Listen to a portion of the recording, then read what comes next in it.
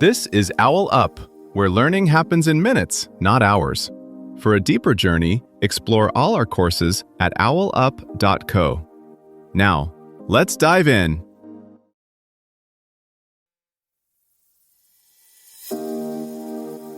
Welcome to Chapter 1 of our series, Biohacked, the Future of Biotechnology.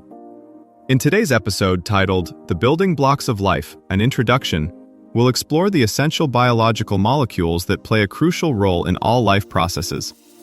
So, whether you're a science enthusiast or just curious about what makes life tick, let's dive in.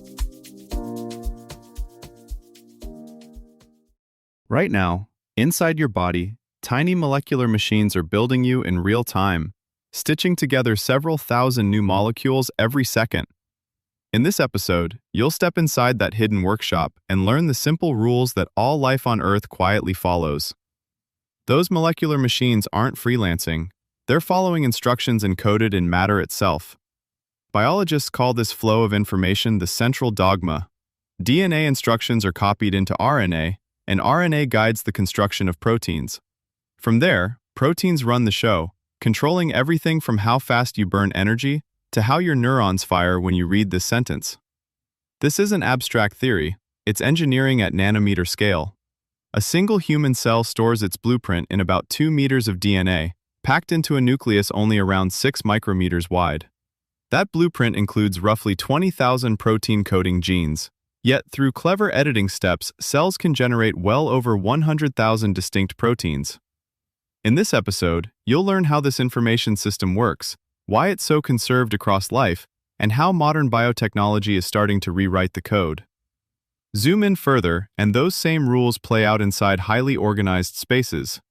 Even a simple bacterium carries all its essential parts in a volume of about 1 femtoliter, while a human cell is often 1,000 times larger and packed with specialized compartments. Ribosomes, tens of thousands per cell, each crank out roughly 3 to 5 amino acids per second, coordinating like a factory floor. Meanwhile, chemical reactions that would crawl along in a test tube are pushed forward up to 1 billion-fold faster by proteins precisely shaped for their jobs.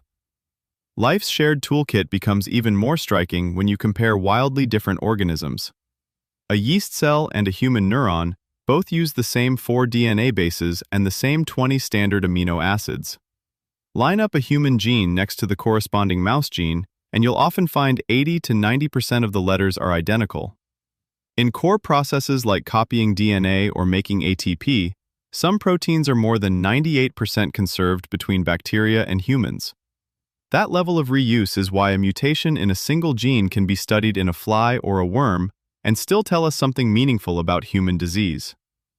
But shared parts doesn't mean simple outcomes.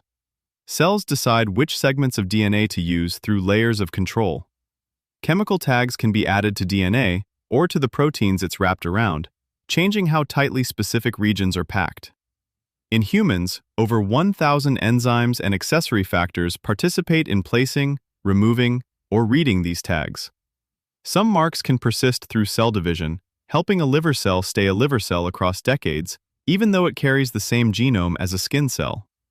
Viruses exploit this system rather than carrying full toolkits of their own. An average coronavirus genome has only about 30,000 bases, roughly 0.0015% of the length of the human genome, yet can hijack a host cell in hours. Over evolutionary time, bits of viral sequence have been copied into host DNA. In humans, around 8% of the genome traces back to these ancient invasions. At least dozens of these viral remnants have been repurposed. One helps form the placenta, others influence gene regulation in the brain and immune system. Modern biotech leans on such universality. The bacterial enzyme Cas9, central to CRISPR editing, can be guided by a 20-base RNA to cut human DNA at a chosen site out of roughly 3 billion bases. mRNA vaccines use a 4,000-base RNA strand to direct human ribosomes to make a single viral protein, training the immune system without an actual infection. Your challenge this week: treat news about genes, mutations, or DNA breakthroughs as engineering updates. Each time you encounter such a story, ask 3 concrete questions. What molecule is being changed? DNA, RNA, or protein? How big is that change? One letter, a whole gene, or more? And which cell types are supposed to respond? By forcing yourself to answer with specific mechanisms, you'll start seeing the hidden hardware of life in every headline. A practical way to see these principles in action is to look at specific projects. In industrial biotech, microbes are retooled to make chemicals we used to extract from oil. One strain of engineered yeast now produces over 100,000 tons of bio-based farnesene per year for fuels and cosmetics. In medicine, a single gene defect in the CFTR gene causes cystic fibrosis.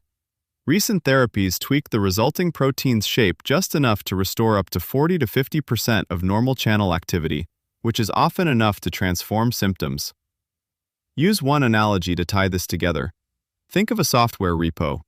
A patch might flip 1 to 2 bits, a point mutation. A feature branch might add 2 to 3 kilobytes of new code, a synthetic gene. And a fork might bring in 1 to 2 megabytes from another project, a viral sequence. Modern bioengineering operates across all three scales, sometimes in the same cell line. As genomes become editable, biology starts to look like long-term infrastructure. Within 10 to 20 years, hospitals may routinely sequence 3 to 5 million patients annually, feeding AI models that predict which of your 20,000-plus genes most affects drug response. Cities could deploy engineered microbes in 1,000-kilometer sewage networks to track outbreaks in real time. Your task isn't to memorize pathways, but to ask of every new bio-upgrade, who controls it, who benefits, and who carries the risks. In the next episodes, you'll zoom from molecules into systems, how 37 trillion cells coordinate, how edits in just 10 to 20 key genes can reshape traits, and how labs compress years of evolution into 30-day experiments. As you listen, keep asking, if we can redirect even 1% of these pathways, which futures are we quietly choosing, and for whom? Here's your challenge this week. Choose one basic cellular process mentioned in the episode, like protein synthesis, cellular respiration, or DNA replication, and track where it shows up in your real life at least 3 times in 3 different contexts. For example, during a workout, while eating, or when you're healing from a small cut. Each time, say out loud which process is at work and what specific molecules are likely involved, like glucose, ATP, or amino acids. By the end of the week, explain in 1 2 to 3 minute voice note to yourself or a friend how that single process quietly keeps you alive all day long. This was OwlUp, your daily step forward. To keep learning with structured courses and more insights, go to owlup.co. Until tomorrow!